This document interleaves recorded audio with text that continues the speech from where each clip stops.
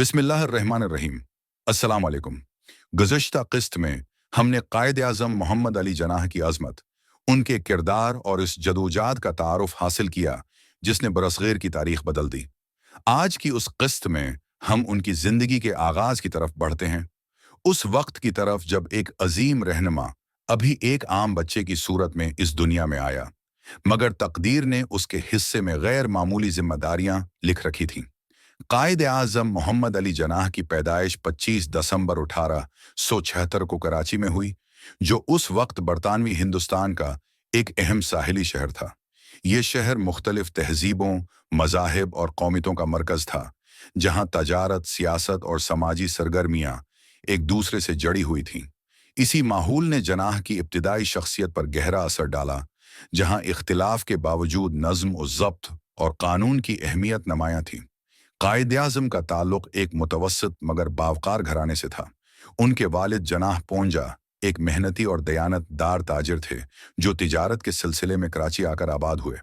ان کی والدہ میتھی بائی ایک سادہ ہی مزاج، مذہبی اور مضبوط کردار کی حامل خاتون تھیں۔ گھر کا ماحول سادگی، نظم و ضبط اور محنت پر مبنی تھا، جس نے محمد علی جناح کی شخصیت میں خودداری، استقلال اور ذمہ داری کے اوصاف پیدا کیے۔ بچپن ہی سے محمد علی جناح عام بچوں سے مختلف نظر آتے تھے۔ وہ کم گو، سنجیدہ اور مشاہدہ کرنے والے بچے تھے۔ کھیل کود میں حد سے زیادہ دلچسپی کے بجائے وہ حالات کو سمجھنے اور چیزوں پر غور کرنے کے عادی تھے۔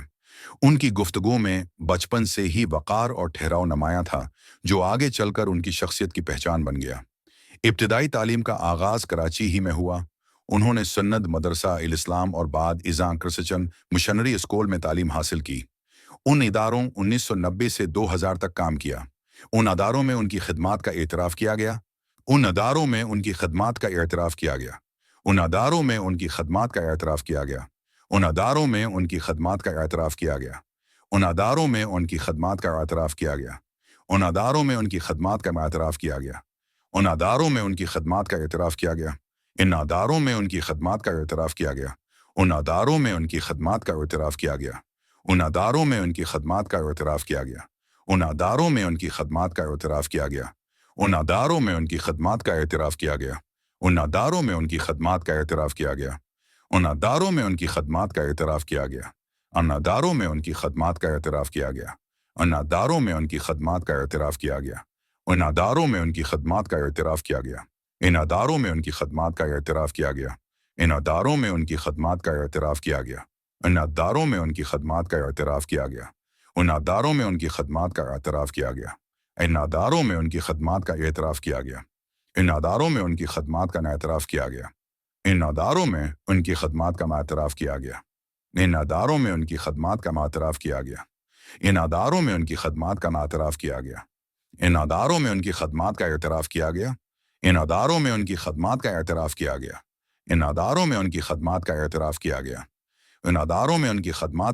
کیا گیا۔ ان اداروں میں ان کی خدمات کا اعتراف کیا گیا۔ ان اداروں میں ان کی خدمات کا اعتراف کیا گیا۔ ان اداروں میں ان کی خدمات کا اعتراف کیا گیا۔ ان اداروں میں ان کی خدمات کا اعتراف کیا گیا۔ ان اداروں میں ان کی خدمات کا اعتراف کیا گیا۔ ان اداروں میں ان کی خدمات کا اعتراف کیا گیا۔ ان اداروں میں ان کی خدمات کا اعتراف کیا گیا۔ ان اداروں میں ان کی خدمات کا اعتراف کیا گیا۔ ان اداروں میں ان کی خدمات کا اعتراف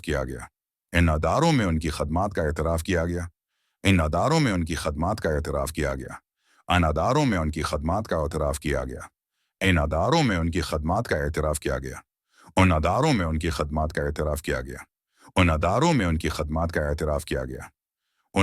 میں ان کی خدمات کا اعتراف کیا گیا۔ ان اداروں میں ان کی خدمات کا اعتراف کیا گیا۔ ان اداروں میں ان کی خدمات کا اعتراف کیا گیا۔ ان اداروں میں ان کی خدمات کا اعتراف کیا گیا۔ ان اداروں میں ان کی خدمات کا اعتراف کیا گیا۔ ان اداروں میں ان کی خدمات کا اعتراف کیا گیا۔ ان اداروں میں ان کی خدمات کا اعتراف کیا گیا۔ ان اداروں میں ان کی خدمات کا اعتراف کیا گیا۔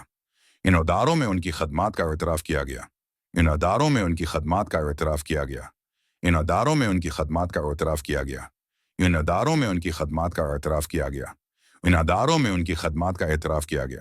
ان اداروں میں ان کی خدمات کا اعتراف کیا گیا۔ ان اداروں میں ان کی خدمات کا اعتراف کیا گیا۔ ان اداروں میں ان کی خدمات کا اعتراف کیا گیا۔ ان اداروں میں ان کی خدمات کا اعتراف کیا گیا۔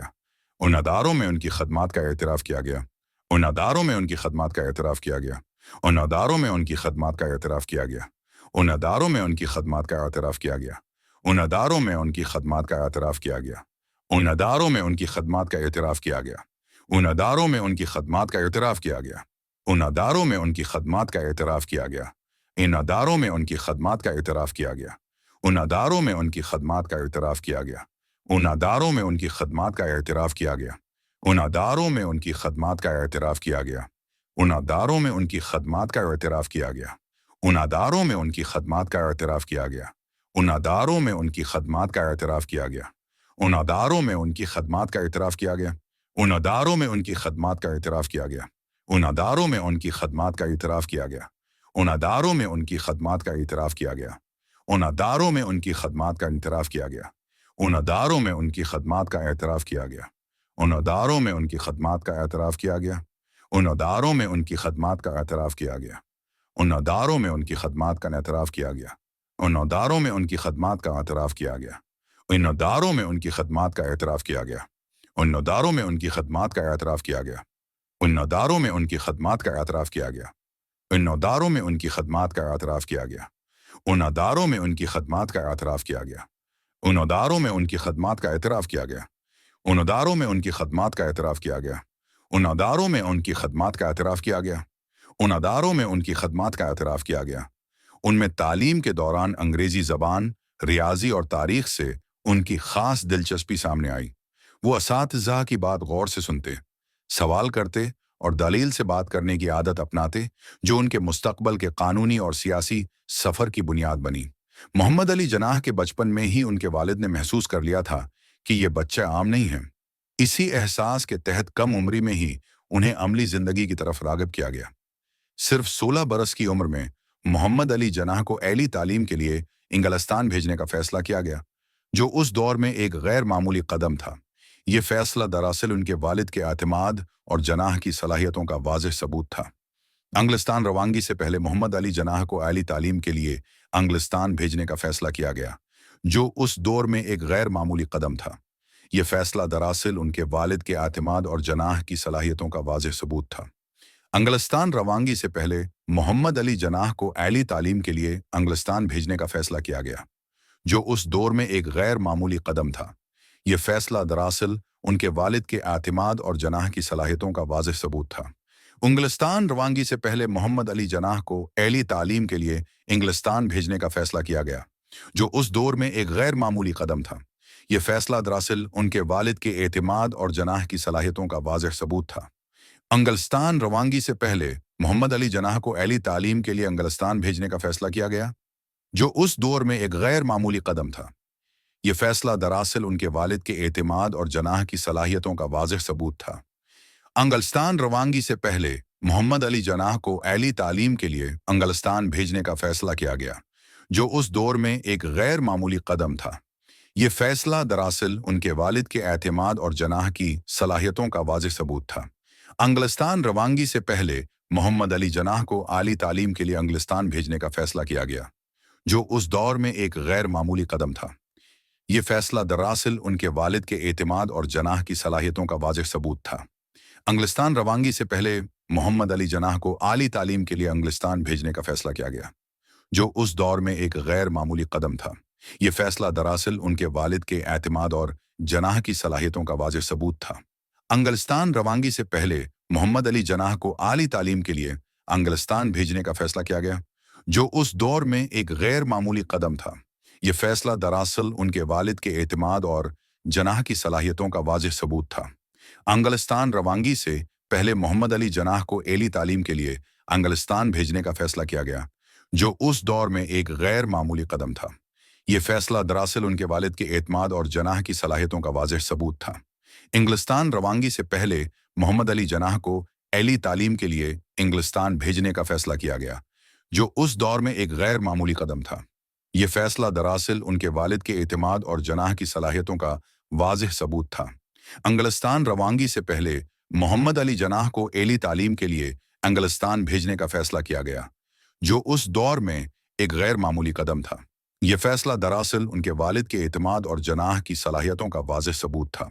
इंग्लिस्तान रवानगी से पहले मोहम्मद अली जनाह को एली तालीम के लिए इंग्लिस्तान भेजने का फैसला किया गया, जो उस दौर में एक गैर मामूली कदम था। ये फैसला दरअसल उनके वालिद के एतमाद और जनाह की सलाहियतों का वाज़ेह सबूत था। इंग्लिस्तान रवानगी से पहले मोहम्मद अली जनाह को एली तालीम के लिए इंग्लिस्तान भेजने का फैसला किया गया, जो उस दौर में एक गैर मामूली कदम था। ये फैसला दरअसल उनके वालिद के एतमाद और जनाह की सलाहियतों का वाज़ेह सबूत था।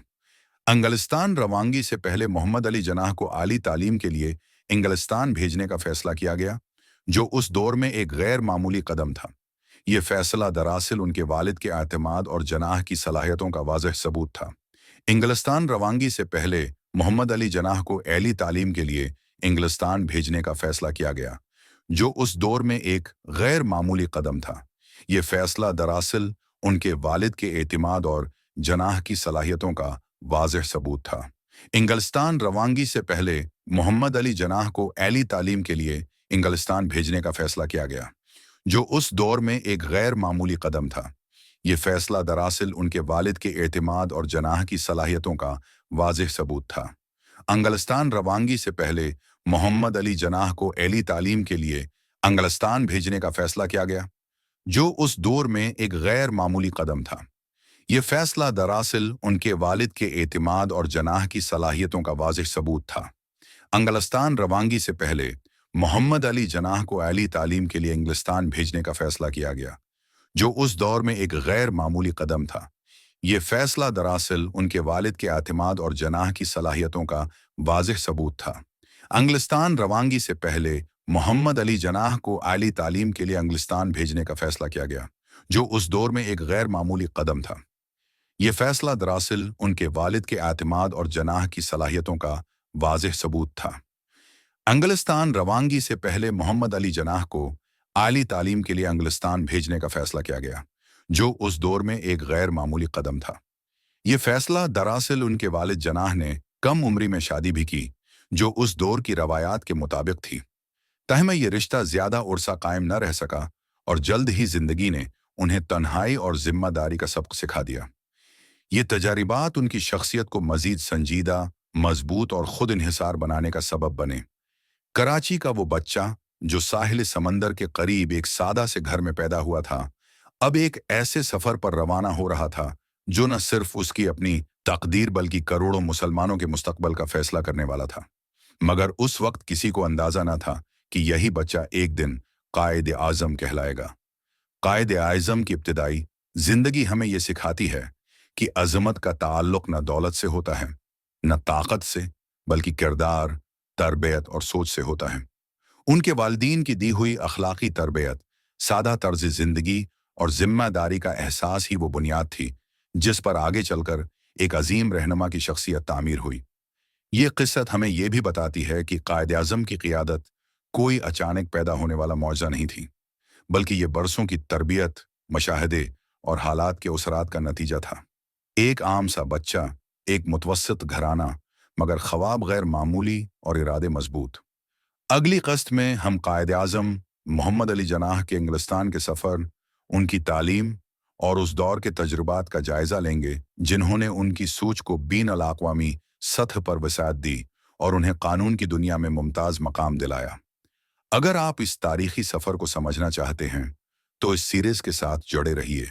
वीडियो को लाइक कीजिए, चैनल को सब्सक्राइब कीजिए और कमेंट में ज़रूर बताइए कि आप कायद आज़म की ज़िंदगी के किस पहलू को मज़ीद तफसील से जानना चाहते हैं, क्योंकि तारीख़ सिर्फ माजी नहीं, ये मुस्तकबल की समझ भी मुतय्यन करती है।